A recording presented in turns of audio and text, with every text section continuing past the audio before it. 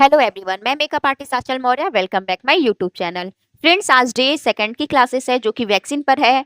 Day one में मैंने skin types की नॉलेज दी थी, तो आप लोगों को डे वन की क्लासेस को जरूर वॉच करना चाहिए, क्योंकि अगर आप डे वन की क्लासेस को वॉच नहीं करेंगे तो आपको मेरी सेकंड डे की क्लासेस नहीं समझ। तो फ्रेंड्स, आज मैं स्टार्ट करूंगी वैक्सीन। वैक्सीन होती क्या है इसके बारे में मैं आपको बताऊंगी। वैक्सीन कितने प्रकार की होती है वो भी मैं बताऊंगी। वैक्सीन करने का क्या तरीका होता है वो भी मैं बताऊंगी। एंड वैक्सीन करने में कौन कौन से मटेरियल का यूज होता है वो भी मैं आपको इस क्लास। तो चलिए मैं स्टार्ट करती हूँ। सबसे पहले बताती हूँ कि वैक्सीन कितने टाइप्स के होते हैं। तो देख सकते हैं आप यहाँ पे कि मैंने फर्स्ट में लिखा है simple, beans, rica, finger and with strip. यहाँ पे 5 टाइप्स के वैक्सिंग को मैंने बताया है। तो जिसमें फर्स्ट हमारा आता है वो है simple wax, beans wax and rica, finger and with strip wax. तो चलिए मैं स्टार्ट करती हूँ सिंपल वैक्सिंग के लिए। तो सिंपल वैक्सिंग देखिए क्या होता है। स्किन से रोए निकालने के लिए 3 तरीका है, ठीक है। पहला है एपिलेशन, दूसरा है डेपिलेशन एंड तीसरा है वैक्सिंग। अब आप सोच रहे होंगे कि एपिलेशन क्या है, डेपिलेशन क्या है एंड वैक्सिंग की प्रोसेसर क्या है। एपिलेशन देखिए होता क्या है। इस पद्धति में थ्रेडिंग, ट्वीजिंग, प्लकिंग के तरीके से रोए निकाले जाते हैं। थ्रेडिंग जैसा आप सभी लोग जानते हैं, थ्रेड से ही हम लोग अपने अनवांटेड हेयर को रिमूव करते थे बहुत पहले। फिर उसके बाद ट्वीजिंग एंड प्लकिंग। जो प्लकिंग यानी कि जो हम लोग के एक्स्ट्रा हेयर आईब्रो बनाने के बाद कुछ कुछ छोटे छोटे हेयर्स हो जाते हैं, तो कुछ लोग प्लकिंग के थ्रू उसे रिमूव करते हैं। सेकेंड हमारा है डेपिलेशन। इस पद्धति में हेयर रिमूवल का प्रयोग किया जाता है जिसे डेपिलेशन कहते हैं। हेयर रिमूवल में आप जान सकते हैं कि हेयर रिमूवल कोई भी आप क्रीम जो यूज करते थे वो प्रोसीजर था मेरा डेपिलेशन का, तो उसे हम लोग डेपिलेशन कहते थे। बारी आती है वैक्सिंग की। इस पद्धति से हेयर आसानी से हटाए जाते हैं। इसमें वे हेयर भी आसानी से साफ किए जाते हैं जो थ्रेडिंग से संभव नहीं है। इस प्रक्रिया से हेयर का ग्रोथ कम रहता है और हेयर को जड़ से निकाला जाता है। जैसा कि फ्रेंड्स इसमें लिखा है कि थ्रेडिंग से हम लोग स्मॉल एरिया पे ही वैक्स करते हैं, ठीक है। अगर आप थ्रेड से चाहो कि आप बड़े बड़े एरिया पे आप वैक्सिंग करोगे तो वो बहुत ही पेनफुल होगा और उसमें आपको बहुत ज्यादा दिक्कत होगा, ठीक है। तो इसलिए इसको देखते हुए वैक्सिंग की ये प्रक्रिया को निकाला गया। तो वैक्सिंग में क्या फायदा है कि वैक्सिंग से आप लोग को एक बार में ढेर सारे आपके जो भी अनवांटेड हेयर है वो रिमूव हो जाते हैं एंड उसकी जो भी ग्रोथ होती है वो बहुत ही लॉन्ग टाइम के बाद ही निकलती है। यानी बताऊंगी आपको बीन्स वैक्स के बारे में। तो चलिए मैं आपको बीन्स वैक्स के बारे में समझाती हूँ। तो फ्रेंड्स ये है हमारा ब्रेन वैक्स। बीन वैक्स देखिए होता क्या है। यह वैक्स एक छोटे छोटे बीज जैसी होती है। इसको थोड़े मात्रा में लेकर वैक्स हीटर में डाल दिया जाता है। जब तक यह अच्छे से मेल्ट न हो जाए तब तक क्लाइंट को जिस हिस्से में करवाना है वहां पर पहले पाउडर लगा ले, फिर बीन वैक्स को लगाकर उसे विदाउट स्ट्रिप ही खींचा जाता है, फिर नॉर्मल वाटर से पोंछ दे। तो फ्रेंड ये है हमारा जैसे कि बीन वैक्स आप देख सकते हैं कि वो छोटे छोटे दाल के दाने की जैसी होती है। आप उसे वैक्स हीटर में अपने क्लाइंट के वर्क के अकॉर्डिंग आप उसको वैक्स हीटर में डालेंगे और उसे मेल्ट होने तक का वेट करेंगे। जब वो मेल्ट हो जाता है तो आप अपने क्लाइंट पे अच्छे से पहले पाउडर लगाए उस एरिए पे, फिर उसके बाद आप वैक्स को एप्लीकेशन करें। फिर एप्लीकेशन करने के बाद आपको इसे विदाउट पट्टी ही निकालना है। वैक्स पट्टी जो स्ट्रिप होती है हमारी उसे यूज नहीं करना है, आपको अपने फिंगर की हेल्प से ही उसके रिमूव करना है। जैसा कि आपने अपने साइड ब्लॉक पे अगर आप करवा रहे हो, साइड ब्लॉक का मतलब कि आपका जो फेस का जो बाल होता है उसे हम लोग साइड ब्लॉक्स कहते हैं। अगर आपको वहां के एरिया पे आपको वैक्स करानी है तो आप बीन्स वैक्स को करा सकते हो। अब विंग्स वैक्स को कराने के बाद जो भी जब आप कराओगे ना तो देखोगे वो कुछ सेकंड तक गीला रहता है। जब वो हल्का सा ड्राई हो जाए तो आप उसे विदाउट पट्टी अपने हैंड से उसे आप निकाल दें। तो ये हमारा था बीन वैक्स का। मैं बताऊंगी रिका वैक्स जो कि थर्ड है। रिका वैक्स को करने का प्रोसेस अदर वैक्स जैसा ही होता है, लेकिन इसको करने के लिए विशेष ध्यान दिया जाता है। क्लाइंट को जिस पार्ट पर वैक्स करवाना है वहां पर पहले पाउडर लगाएं, फिर रिका वैक्स लगाएं।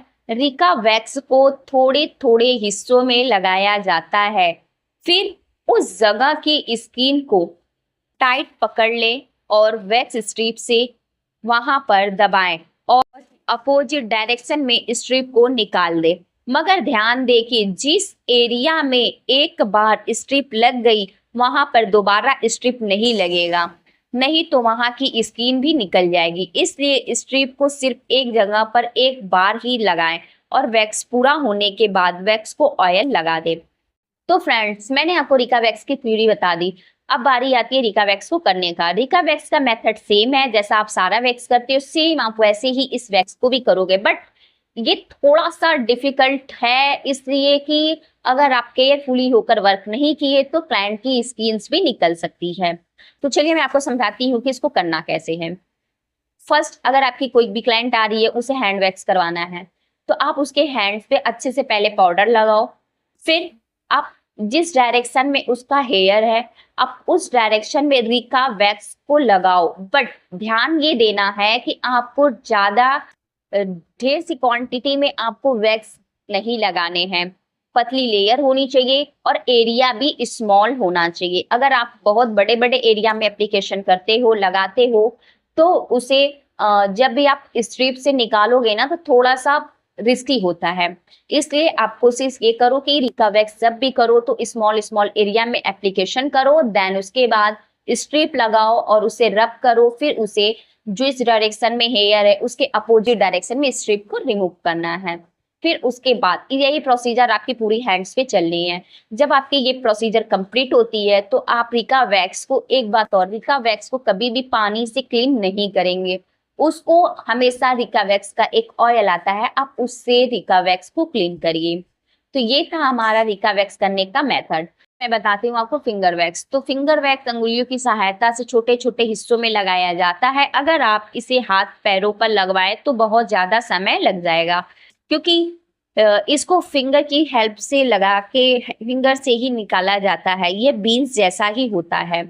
आप लोगों ने सुना होगा कटोरी वैक्स, वैसे ही सेम ये भी फिंगर वैक्स होता है। ये स्मॉल स्मॉल एरिया में यूज होता है, जैसे कि आप अपर लिप्स करवा लो, फॉरहेड्स करवा लो, साइड ब्लॉक करवा लो, चीन करवा लो। ये वैक्स उन्हीं सब प्रोसेस के लिए बना है।